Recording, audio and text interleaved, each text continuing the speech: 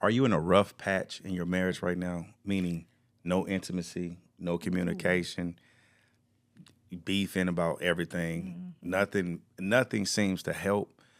Well, you're not alone. Me and my wife, we've been in that position many a times. And the thing that we have learned to do is to remember why we got married to begin with, why we choose each other. And so if you're watching this video, stay tuned. We're going to talk about what you can do to help you get back to the place where you and your marriage, you and your spouse have a great, healthy marriage. We are the hosts of the Love Works podcast. I am Calvin Works. And I'm Patrice Works. Hey. And we are so glad for you being with us, watching this. Hey, please hit that button, subscribe. Stay tuned because we want to share more about what you can do when you're in a rough patch in your marriage and you're trying to get out of that. And so, Miss Works, I want you to tell our audience a story that you told me yesterday when we was driving. I think it will help us set the foundation of today's conversation. Okay. So let's set the foundation real quick for you. Yeah. You have to take it back all the way to the beginning sometime. I'm going to go back further than when me and him even met. I am a very spiritually gifted person. God has been working with me for a long time. And I always heard people say, you know, when you become a woman of God, like, you're going to be powerful. You're going to be, and I'm like, what you mean? I'm already a woman of God. But I understand now that I try to read my Bible, now that I'm more, you know, in tune with God, now I understand that the gifts that I have are very spiritual. Yeah. So I'm going to go back to, like I said, this is before I met my husband. I had no clue who he was yet. I had a sleep paralysis incident, which I have all the time. Usually they terrify me. This one did not terrify me at all. But I had sleep paralysis, and I felt something come in my bedroom, and it wasn't scary. It was love. I felt this presence come in my bedroom to where I felt them walking in. It was a big guy, and I saw the indentation of him get on my bed and everything, and I saw it. And instead of being afraid, when I woke up from the sleep paralysis, I was like, oh my goodness, I loved him. Like, whoever that was, whatever that was, I loved him. And at the time, I was dating another guy, and, you know, he came over quite a bit, and he came in my house at like 2 or 3 o'clock in the morning. And when he came there, he was walking up the stairs, and he was eating a bag of chips. And I remember it pissed me off so bad, because I was like, like, it ain't him. That feeling, it wasn't him. So I knew that it wasn't my ex as far as who this love was. Like, it wasn't him. And I knew that it was time for me to let that go, because God was going to start preparing me for my next journey. I got you. And I will say, too, you know, I felt that, you know, I woke up, I was all excited. Again, I had never met him. You see, he's a big guy. Yeah. I knew nothing about this man at all. But I remember, like, different love songs coming on the radio. And I would be so in love. And I felt him. I felt love coming my way. I felt it. I can't explain it. Yeah. But I can tell you, I felt love coming my way. So, hearing you say that right now, I got to ask you a question. Yeah. Like, you reference my size a lot, right? Do you feel protected with me? Is that what you I'm needed? telling you that I didn't know that's what I needed. Okay.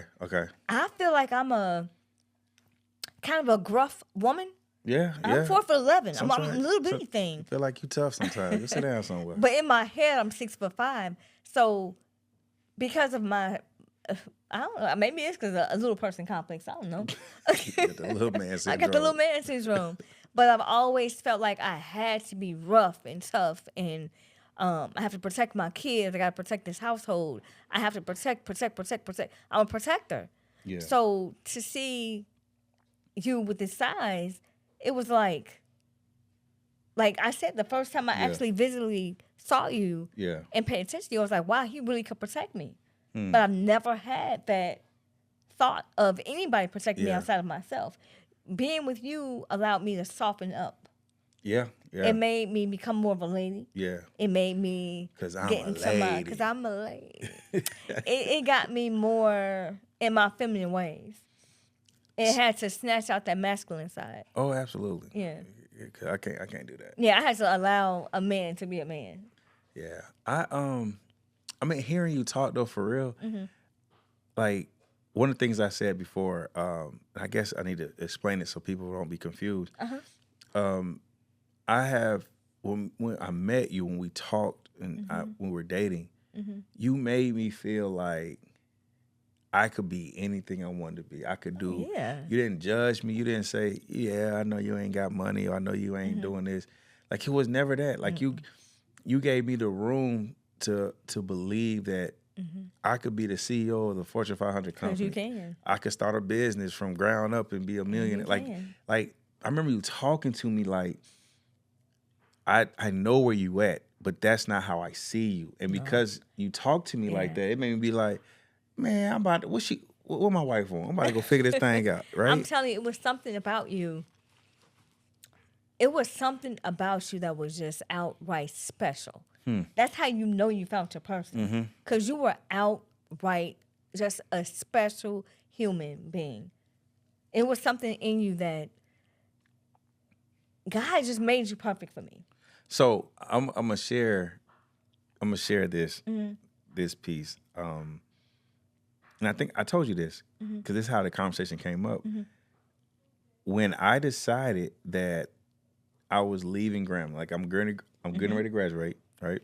I'm about to get my bachelor's. I'm about to get out of here, and I pray. I said, Lord, I want you to send me to the state because I had three options at that point, 3 different states to go to for work, whatever the case may be. And I was like, I want you to send me to the state where I can become a great man, I could be a great father, a great husband, and I can go into ministry. Like I felt like God was calling me ministry. I kept saying it, right? And we talked about that before. Right. And the other states didn't work out. Like no matter what I tried to do, it just didn't work out. I get home. I took like we talked about. I came home just to get some clothes I had left here, just to try to prepare myself because I was in my mind. I knew where I wanted to be. I wanted to move to Atlanta, so I'm like, I'm going back to Atlanta. That wasn't God's plan for you. I'm going back to the crib. And the moment I got home, I went to church that Sunday. Saw you. We talked about how I saw you. And I'm sitting here like, oh yeah.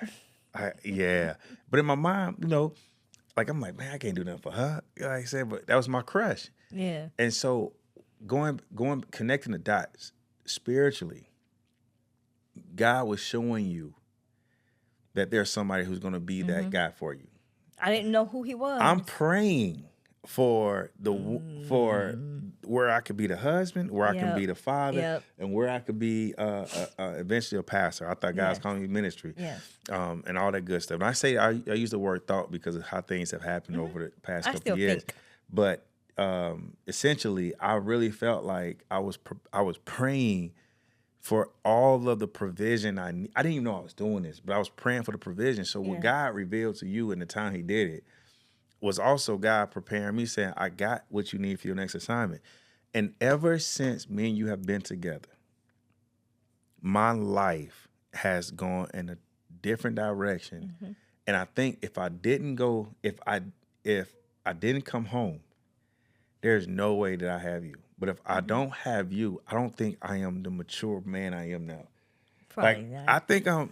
Now, one thing about it now, I'm gonna hustle, figure it out. But the man I am, the character I have, that my name speaks volume for myself. I wouldn't have that if I didn't have you in my life. And so, every time you hit in your marriage, every time you hit a moment where it's just frustrating, you can't talk, you're arguing about everything, no intimacy, whatever the case may be, right? When you hit those rough spots, those things are going to happen because that's just life. You get a job. Think about this. When you go to your job, and even if you hate your job, you don't go in there looking for all the, hey guys, how you doing? High five, this, that, and the other. You going to work, you want to handle your business because in 2 weeks you want your money. You ain't got time for all that, right? And so you do what you got to do. But in marriage, we don't treat marriage like that. We just expect something. You better fix it. You better Right. figure it out. Right. We don't go in with this mindset of it's gonna be okay, right? Because we just want it to be. Everything else is going like hell out there, but in my marriage, it should be different. No, It should be peace in it your should be marriage. peace, but you got to earn that. You got to work Yeah, on that. You got to yeah. cultivate that. Yes. And so when we say go back and think about the times that you got that what made you guys work or what made you guys to get together, that is the foundation of keeps you going. Like, I mean, yeah, but my wife fine. Finest thing walking, right? But when she get mad, I don't see fine no more. No, that ugly come out. I don't see, I'll be Yeah. like, look, you better go sit down I somewhere. can't front. You still be fine as heck when you mad. Man, You listen. probably even more fine when you mad. I'm like, God. But it takes us like we talked about that time to get to the point where like, Yeah. man, what the issue is. Until now we can sit down and talk. And like, all right, let's address the problem. Let's address the issue. And so our goal and hope for tonight is that you remember why you all got in the marriage and begin with. What was it? Like it, and if it was just purely looks, if it was just purely they had money, then you went into it the wrong reasons. You did. Like once again, That's going to initially draw you to the person. Oh, without a naturally. doubt. The Yeah. looks are going to, there has to be some type of attraction there. I couldn't even tell you what the pastor was preaching about that Sunday when I saw you. Don't even know if we took the I Lord's don't Supper know or what not. Sunday that was. Listen, man, I don't know. It was a Sunday. I do know it Go was a figure it Sunday. out. I had my little peacoat on. Oh, with that peacoat. You probably had that mohawk too. I did have a That mohawk. mohawk. Yeah. That's when I looked and glanced and, you're too young. Shout out to my barber who gave me a mohawk. He Okay. told me I don't do mohawk. I said, bro, I gotta have a mohawk. I ain't never had It one. looked good. It looked good. It was It fresh. looked good. It looked good. So yeah, that. Go I'm ahead. sorry. No, I'm go going to ahead. say this too. As far as going back to the beginning, not on the spiritual side, but as far as fellas, whatever you do to keep that woman, like in the beginning, like when you texting good morning, beautiful, good morning, when you're doing that, continue that on. We are going to be married for 13 years next month. And I still get good morning, beautiful. Even though we wake up together every day, I still get a scripture. I get a good morning, beautiful. And this has been every single day since we've met. Yeah. And like that consistency is everything. I remember going to the gas station one morning. I saw a guy, and he was like, "Hey, excuse me. I bet your man didn't tell you it was beautiful today." Oh, nice try, pal. He actually did. But thank you, though. You know where I got that from? Where? The consistency and let you know how I felt and all that good stuff. That very reason that man came to you. Yeah. That very reason. And that would work any other time. Yeah. Like, you're right. Yeah. He didn't tell me I was pretty. Yeah. You're going to tell me I'm pretty. Thank you so much. Yeah. No, man. Men, let your woman know they fine. Thank them for the night before. You laid that down. Go ahead. Yeah. Thank them. Yeah. And ladies, listen to me. Give them a reason to text, girls. Listen. Lay on them nicely, girls. Hey, as my pastor say, lean in. Lean in when I'm about to say, okay. Listen to me. And I mean no What do you disrespect. say? Look at me. Look at me. Look at Yeah, me. look at me. Don't look at me. If you are not cheering your husband on, trust and believe there is somebody ready to cheer your husband Somebody at work, that work wife, on. Man, that home girl, somebody gonna be cheering somebody him on. is cheering him You better on. be his biggest cheerleader. You hear me? And listen, I want to. Okay, now I'm finna get real spiritual. Don't get spiritual. I'm about to get spiritual. So Yeah. I want to break this down so we truly understand what we're talking about. Okay. It is, the scripture says this, and we talked about this before. It is the husband's job to love his wife, and it's the wife's job to respect her husband. What does that look like? Because we hear it in words, but what does it look like? Right. Well, look at it in the sense of God and the church. The church is the body of believers. God loved his people, his children, that he provides for them. He protects them. He encourages them. He also disciplines them, not like getting the belt, whooping whooping anybody, but he disciplines them and saying that the way you're moving, the way you're going around is incorrect. We got to correct that. Cultivate everything that they need. Right. And so in return for God doing that, the woman or the body of believers, their job is to align themselves with what the provision is, Right. what the laws are. If this is how we move and operate, if this is what you say, then out of respect for you, because you're doing all of the heavy lifting, you're doing all of the real work, I want to make sure that I honor you, respect, by doing what I need to do in alignment to what you're doing, because you're doing the heavy lifting, and I want to make sure that we're maintaining whatever it is that we're maintaining. That's right. Because what you're doing and what I'm doing, we are equal in the sense of we are both loved by God, but our positions and our responsibility are not equal. Right. And I think that's the problem in marriages where we get these rough spots. We believe that, yeah, I'm making more money than you right now as the woman. Like there are situations where women make more money than men. Right. And so the woman feels like, well, I have your responsibility now. I am So now they wanna I'm be the a man. head. And so now, because you're operating like that, you have a man who is the head regardless of where he's at, financially, educationally wise, physically, he's still the head of the household. But when you overstep, you cause more problems, because now you're asking him to submit or operate in a way that's not natural to him. Right. And you are not natural in the way you're doing it, because you feel like it got to be done, so you're going to do it, and then it comes off as disrespect. Right. And so now instead of It's a him fine trying to say, hey man, or hey babe, I need you to do this, do the other, you're making it like, nah, bruh, until you can do this, this is what it's gonna be like. And so now we create tensions. Now, fellas, on the other side, you do have a great responsibility. You have the greatest responsibility when it comes to the marriage. So you have to handle that. And it has nothing to do with how much money you bring in. It has nothing to do with how you look built wise, this, that, and the other. It has everything to do. Are you accountable for your family? Yep. And if you have a wife who understands her role and you understand your role, then you guys coming together, you can do anything together. And so when I say think back to why you got together, that's the reason. Because the reason why you decided to say I do and I do is because it was something about that person that's like, man, I got to be with that person. That makes sense, babe? So yeah, it's a covenant relationship. Like it's a contract, not a contract. I don't want to say contract. It's a binding relationship agreement that I am supposed to do this, in return you're supposed to do this. Right. When we have two people who get outside their roles and responsibility, you neglect what you're supposed to do.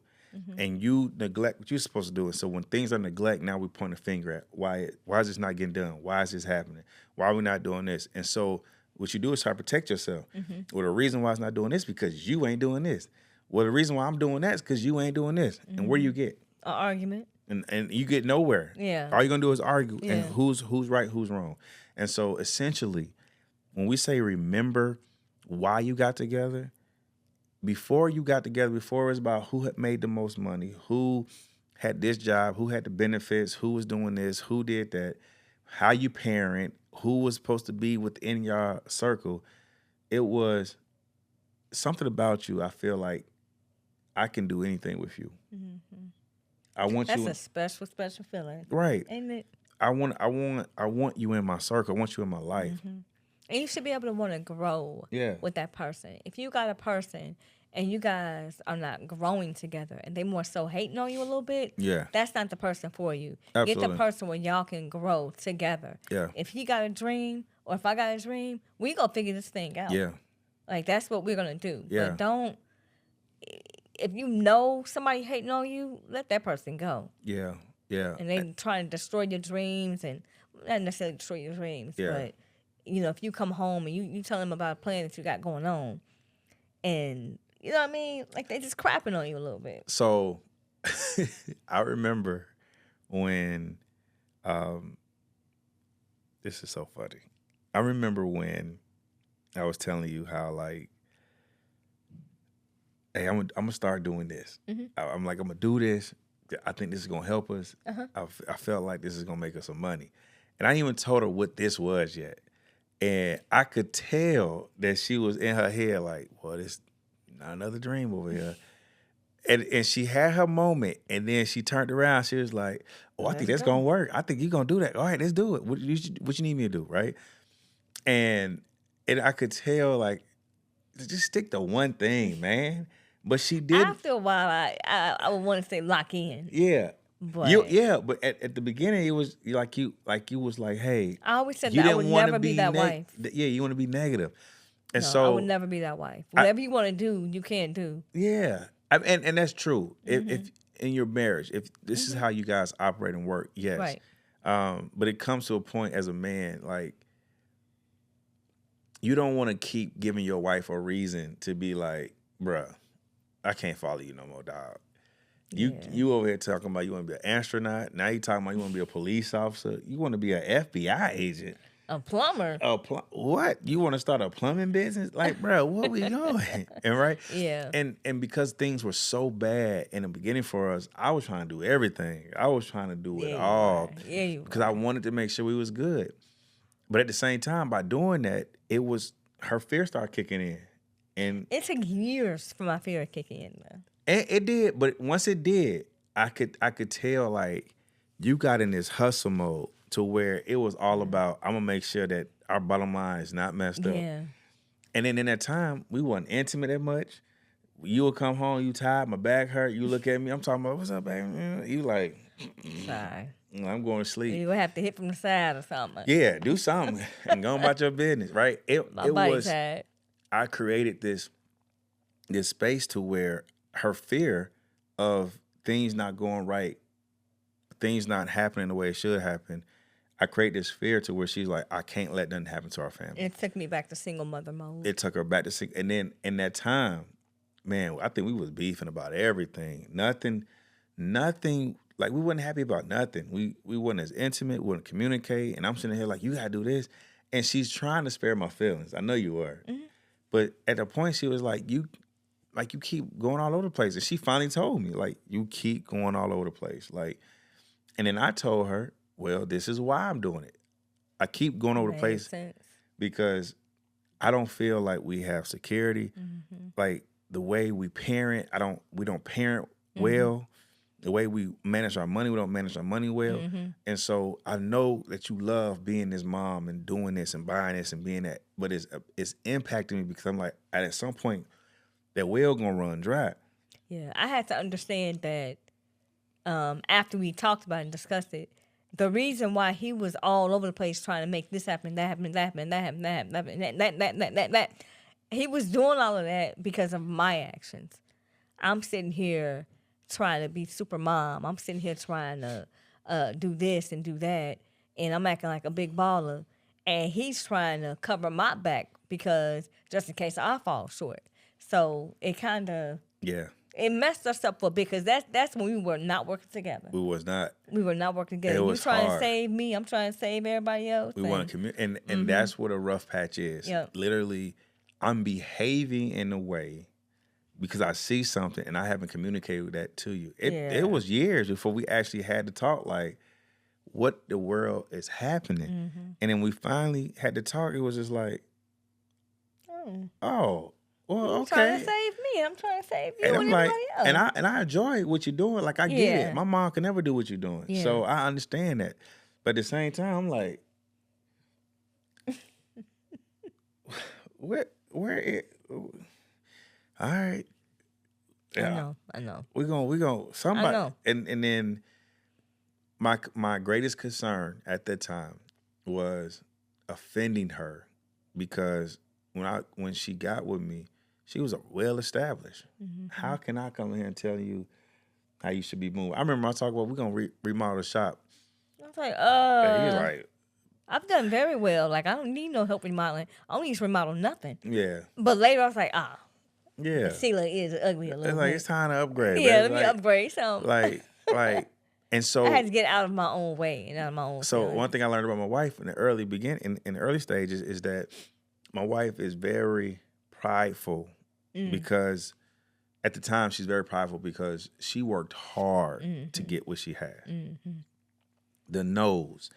How many no's she went, how many banks that said no, how many people said no. Mm-hmm. She didn't have the luxury to be like, hey, I could drop my kids off over here and just go figure out life. Nah, it was like everything about her was. I had to become a fighter. Yeah, it was a grind. And so for anybody who has been grinding their whole entire life, from the age of 19 to their 30s, they are not going to just be, oh, you can come on in and whatever you say change, we're going to change. No, because it's going to take some time. It's going to take some time. And so for us, we didn't establish a dating enough time to get to a place where we was like, this is how we're going to navigate and move things.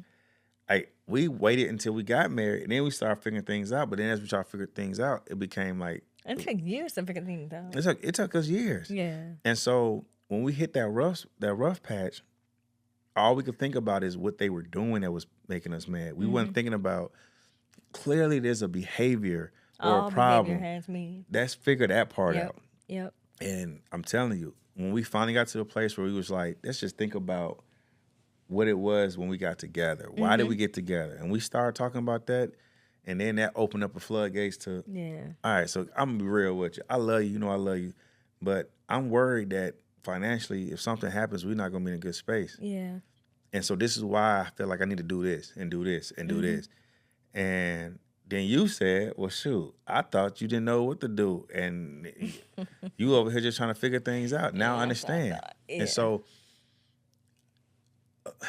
I can't remember where it's at in the scripture. I cannot remember. I know it's there. Man, I can't remember it. But it's right here on the tip of my tongue. I'm going to say it like this. A soft answer calms the storm. Everybody can't be yelling. Somebody at some point got to be like, you know what? All right, listen. Somebody got to chill out. We're doing too much. This is why I'm doing what I'm doing, right? And for me, when I remember telling her about the one thing that I fell in love with you was when you kept speaking life into me. There was no expectation for me to be a millionaire. There was no expectation to be a CEO. You ain't give a care about none of that stuff. You just kept speaking life into me, and I never had that. I felt like it was people wanted to be with me because of how I look. People wanted to be with me because of what position. It really helped that you was real fine. I mean, you know. And I was able to God get did through that. some God stuff. did that. God did his big moments too. You hear know, me? my mom and dad got I together. appreciate them with all of my heart. And you know, they was being fast, and then I thank them for being fast. That's how I came out. Appreciate y'all. But however, because looks can be fade. Man, at the end of the day, it do. But like I tell people all the time, anything can happen to that face. You know what I'm saying? It's your heart that I fell in love with. From the beginning. Mine's too. It was hands down. It was your heart. You're the best human being I know. And I'm gonna tell a story real quick. Oh Lord. Yep, the very first night that he actually spent the night at my house. And I'm telling you, this is a spiritual thing too. Oh Lord. Yep. Sleepovers are not spiritual, guys. They're not, but we didn't have no sex. Okay. We didn't have sex. It wasn't that. It was. Oh, I know what you're about to say. Okay. Tell that story. Tell that story. I'll tell you. You sure? Mm-hmm. So the first night that he actually spent the night, it was no sex, and he was like, "Yeah, well, we're not gonna have sex." What you mean we're not gonna have sex? He starts massaging me. And as he's massaging me... Player move. You was playing me? Go ahead, tell your story. Sucker. As he's massaging me... I swear for goodness, if I didn't know no better, I saw flowers blooming all over that room. Yeah. And this was no sex whatsoever involved. And the feeling that I had... Yeah. I was like, I think this is love. Mm-hmm. Like I was like kind of baffled because I was like, I think this is love that I'm feeling. Like, what is this? This is the most beautiful feeling I've ever felt in my life. Yeah. So eventually I get to crying, and I told him, I was like, before we go any further, I need to tell you something. I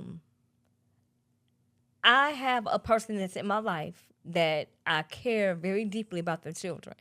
For some reason, I was feeling... You should have saw my face. I was like, hold on, what? Don't tell this part.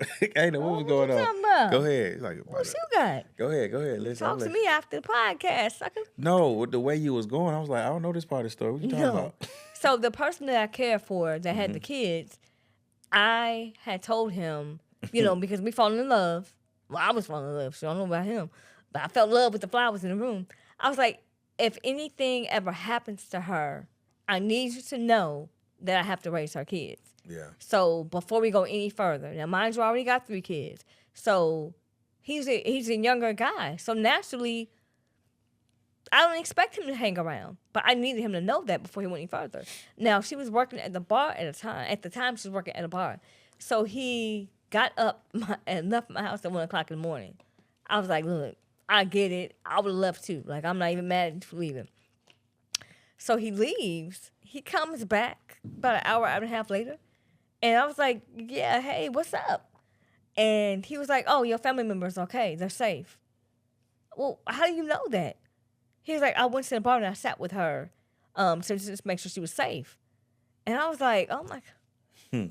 Though I was like, this is it. Yeah. Like, I knew for a fact that you were the one. Like, because I love someone else that much. It was a family member. He loved me so much. He wanted to make sure she was okay just for the sake of his love for me. Yeah. So that following week, I decided I'm going to go on a fast for my family because I love them so much. And I was like, I just want to make sure everybody is spiritually covered and safe and yada, yada, yada. So I told him I'm going to do this fast. And he's very quiet. So I was like, well, he probably just not paying me no attention. I'm just talking because I talk a lot sometimes.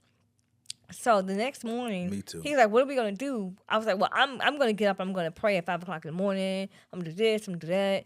So the next morning, I get a phone call at 5 o'clock in the morning. I was like, hello? I'm like, didn't he just hit me something? Okay, hello, hey.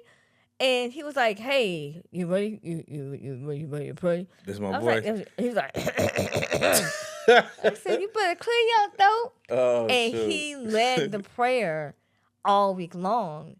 And it was that, like, I knew without a shadow of a doubt that this man was from God. I knew he was my husband. He had the most beautiful heart I've ever seen. So that's a great talk one. that That's talk. I'm Talk gonna talk that that talk. talk. You Yeah. better do that thing. But that's when I knew, like, this is a special Yeah. person. And throughout all these 13 years, you have consistently been that same person from the beginning. Yeah. Like, we could say, let's go back to the beginning, but you have stayed consistent in your love for me and your love for this family. So Thank you for that. You're welcome. But there's a reason for that. Okay. Because going back to we talked about the covenant piece. Mm-hmm. It is literally, as Chick-fil-A say, it was my pleasure. Oh. Right? It is my pleasure to serve you. Mm-hmm. And there are times where we have our moments where I'll be like, bro. Yeah, absolutely. Right. So I don't want nobody to think we perfect out here because, like, we be having our moments. We disagree, especially when she get agitated with me, boy. But at the end of the day, I'm not going to let the enemy, I'm not going to let miscommunication, I'm not going to let outsiders, spiritual, demonic things trying to get into our marriage. Like, I fight for our marriage. I fight for you. And so whether we have money or don't have money, whether everything's going well with the house, car, whatever the case may be, like, it is my pleasure to give all I have to making sure that you good. Because your heart, your love, I trust you, like, you're the best thing for our family. And so, I mean, basically what I'm saying is what we're dealing with, we can get through it because I see past that, right?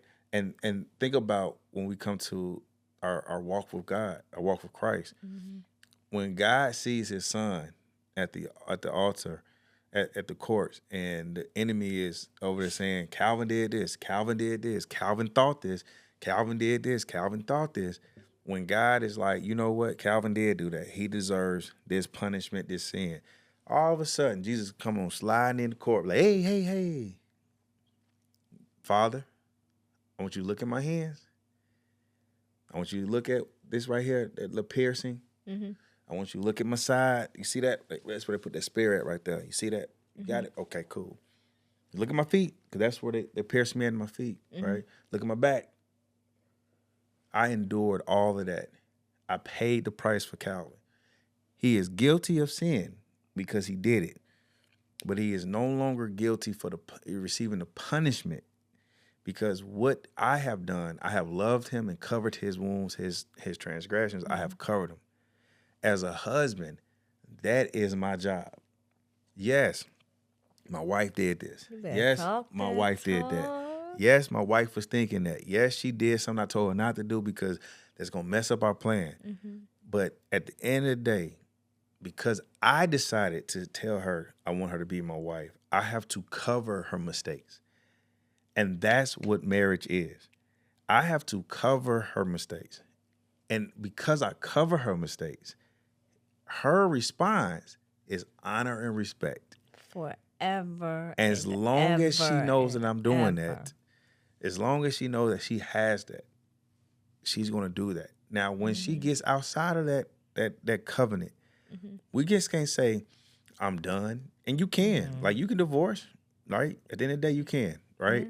That's more painful and costly, the divorce. But what we can do is say, hey, I'm making sacrifices for us. What am I not doing that makes you feel like you can't honor and respect me? Or what should I be doing to make you, to get you to the point to where you honor and respect me? And that's the goal. Like, for me, that's how I am with my wife. I know she has went through a lot before she got with me.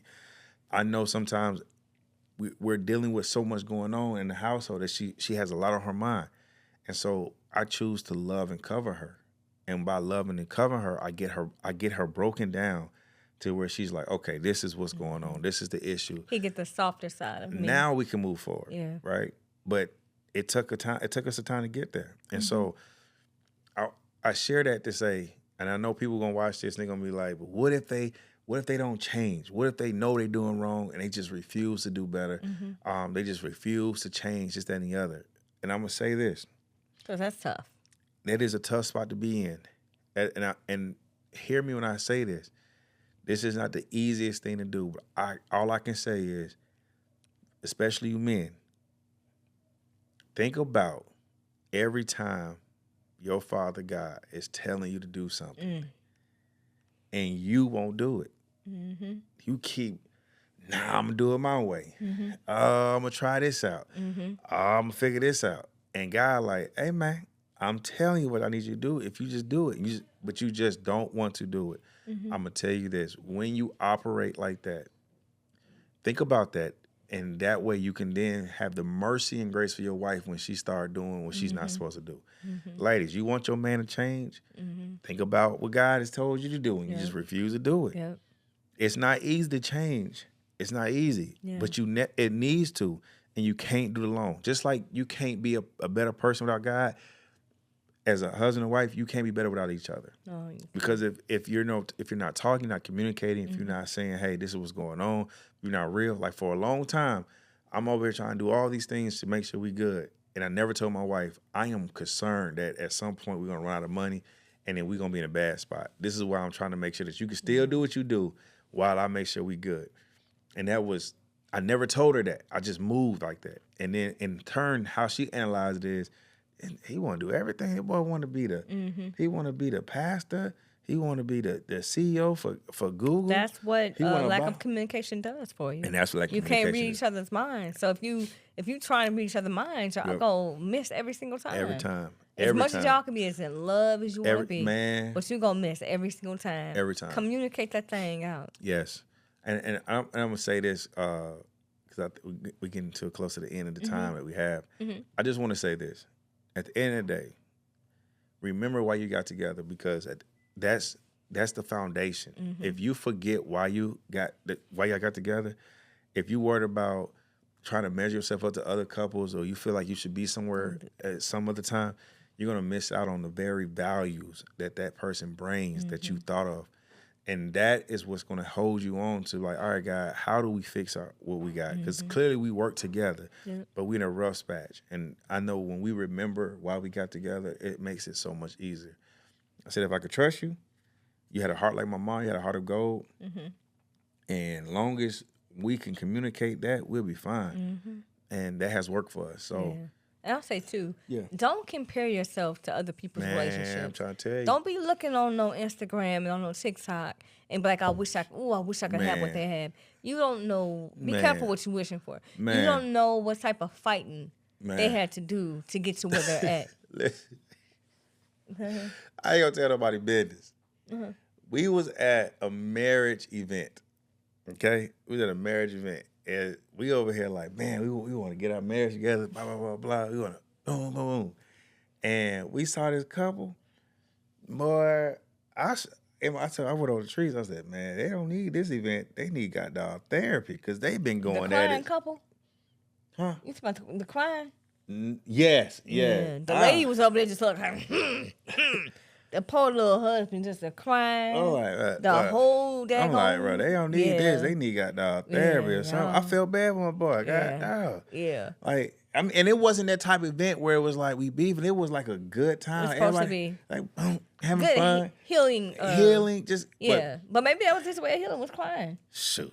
You gotta let it out some kind of way. My dog was like, looking like he needed help. He did. He looked like he needed help. He was a little angry, little. And so, like, when I say don't compare, because. Yeah, don't do that. Because outside looking in, they looked well. I mean, they come in there dressed well, everything fine. I just boom, boom, boom, everything looking good, everything crispy. I'm like, ooh, okay. We come in there with our regular clothes on. We come in there like, oh, we are very underdressed. I'm very underdressed. And then we get to talking. We excited. We here like this. Whatever they say, just excited. Oh, I love you, baby. I love you. We touching hands. Yeah. And then we start looking. I'm like, these people ain't happy. These people ain't happy at all. What's going on? No. But I bet they posting all type of happy. Man, I'm trying to tell you. Instagram pics. You don't happy I'm on telling vacation. You don't like, know. You don't know what they're dealing with You behind don't closed know. doors. You So don't know. be careful with all that. You know. Don't measure your. Yeah, do don't- not measure yeah. your marriage to somebody because you don't know. And then you could see a husband, like somebody could see you. Mm-hmm. Like he fine, he got it going on. I want to be with him. But some woman might not be able to take you like Let that. me tell you something. Just like some men I just might told not my be able auntie to. that. Some men might not be able to handle me. They might think I look good, possibly, but My auntie, the woman that I am, they might not be able to handle that. my auntie was joking with It's me. a person She's for like, everybody. your wife, my niece, she's just so beautiful. You better make sure you watch out for her. You I better know watch which one said You better that. watch out for her. I said, let me tell you something. My wife is Ain't fine. going nowhere. But I ain't let her go. And then I said, too, it take a real man to be with her. It take a real man. It take a real man because I'm not easy to be with. and it's not that you. I It's not that. wasn't. No. It's I not wasn't. that because I want to correct You you had on to that. soften me way up. Yeah, but it's not that. Okay. It's not that you had to be softened. Okay.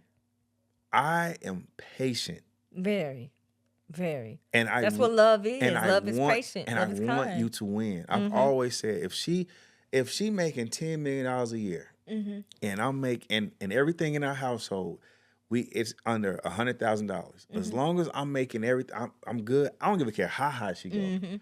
Ain't nothing gonna mess this up. So she can go as high as she wants to, right? Right. I've always been like that. Right. To the end of the day, go get yours. Like we gonna be good over here. Go get yours. Yep. Be great. Yep. Because no one has cheered you on to go beyond just being average. But that has to be reciprocated. Without a doubt, and you do So that. you cheer me on and I'm cheering you on. Like Without you a have doubt. to cheer each Without other a doubt. on. Don't just, one person is doing everything or you all cheering for that one Yeah. person and it be one sided. Yeah, Make sure y'all cheer for each other. Yeah. Love on each other. please. And like I said, I want to finish this thought. Like Yeah. what's important for me Mm-hmm. is seeing you win, and I'm patient to see you heal as well, so that you can win. Not every man can do that. No. There are men who don't have the capacity to say, hey, I want to make sure you win, Mm-hmm. even if it take you 10 years to finally get there. Mm-hmm. That's what long suffering means. Mm. I can handle that with you, right? Mm-hmm. Some men will see you and they be like, man, she fine, blah, blah, blah. And they get what they be like, ooh, can't do it. Can't do And it. there are women who will see me like, man, he fine, man. I want, when they get, ooh, nah. Yeah. So looks is, man, take looks and throw that thing out the Don't window. make garbage. Because the work that it requires to be with somebody goes beyond looks, goes beyond money. Can you be patient with them to outgrow whatever pain or trauma that they're dealing with? Or wherever they may be stuck in? Can you help them get past that? And when they get past it, can you celebrate them and push them up to move forward? One of our pastors at our church, they had put on. We went to the retreat they had, the marriage retreat they had, and him and his wife, they're just great people, loving people. But he was sharing a story how his wife, I think it was her mother who passed away. And he said, it was for months, maybe a year, like she was just not herself. And part of him was like, man, I got some needs. I got this, I got this, I got this. Where you at? I understand what's going on. But he had to go get therapy for himself so that he could help himself deal with it. But then he finally was like, all right, I'm dragging you out of this. I'm putting you in therapy. And most men won't do that because they want to be mad and angry. But he knew that if he didn't, she would stay in there. She finally got the support she needed. She was finally able to release it. That was hard for her. Yeah. And instead of him being selfish, he was like, how do I handle her? That's what men have to do.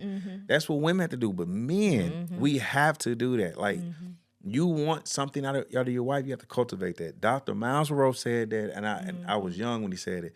He said, if you want your wife to be this, that, and the other, you got to cultivate that thing. Yep. You want her to be fine, better cultivate it. Yep. You want her to be wealthy, better cultivate it. Yep. You want her to not have attitude, you got to cultivate that. What I mean by that is, if you want to plant anything in the ground, you need to cultivate that ground first before you plant it.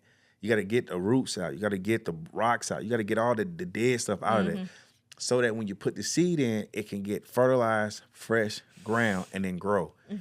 Men, if you want your wife to be something that she's not currently, you have to be willing to cultivate. That means I got to get in there and remove all these, what they used to call you, how things used to be, how you used to think, how you used to operate. I got to remove all those. Even family members who won't do you well. I got to get that out of there so that I could take your heart and cultivate it so that I could put the right seed in it, because I want her to be successful. She's working on a campaign right now for a hair salon that I want her to be able to achieve. She wants to get beyond where we currently at location-wise. She wants to do more. I want her to do that. But I also know that she never been a CEO. She has always been a hustler. So it's the difference. Helping her become a CEO, sometimes she like, bruh, I don't want, no, that's not how I'm going to do it. I tell her, go up on her prices. You know where we live at? I said, do you know what your value is? Your value is? And she be like, yeah, but you know where we live at? I said, so tell me this. Is your value more important than your zip code, or your zip code more important than your value? Well, my value is. So charge based on your value. If the people don't want it, they're going to go. We don't want them. Right? So that is how we get back to a space where when it's complicated, when we're not communicating, where we're arguing, when we're beefing, how do we get back to a place where we can be like, all right, how do we move forward? Right. It starts off by someone has to be able to say, I give up. I quit. What's going on? What am I doing? What I'm not doing? And then from there, communicate that thing through. And from there, make a decision how you're going to move forward. Because it's going to happen. If you're newly married and you don't think it's going to happen, it's going to happen. Trust me. And the best thing you can do is fight for the person that you fell in love with to begin with. We have a song by J.P. Morgan that we love. P.J. Morgan. What I say? P.J. Morton. But what did I say? J.P. Morgan. You need Well, I want to go to the bank. You need somebody? Rockefeller. Hey, sorry, PJ. I messed your name PJ up. Morton. PJ. When it first began, it is so true. When it first began is why we have to remain that and build from that and grow from that. Yes. Anything else you want to add? No, you did that. So I feel like I'm finna I wish I had an organ. You better not. Cue me up. C flat. Is that a thing? C flat? Oh, no. This was good, y'all. Yeah, it was. I enjoyed this. Hey, we love y'all. This is the Love Works podcast. We are the hosts, Calvin and Patrice. And Yes, sir. do your thing, baby. If you've made it this far, thank you so very much. Yeah. You are a true star. You are amazing. Yeah. Make sure you subscribe, like, share, Please do. comment so you can keep us in the algorithm. Yes. And guess what? Love works when? You work it. When you work it. You guys have a beautiful rest of your day. Absolutely.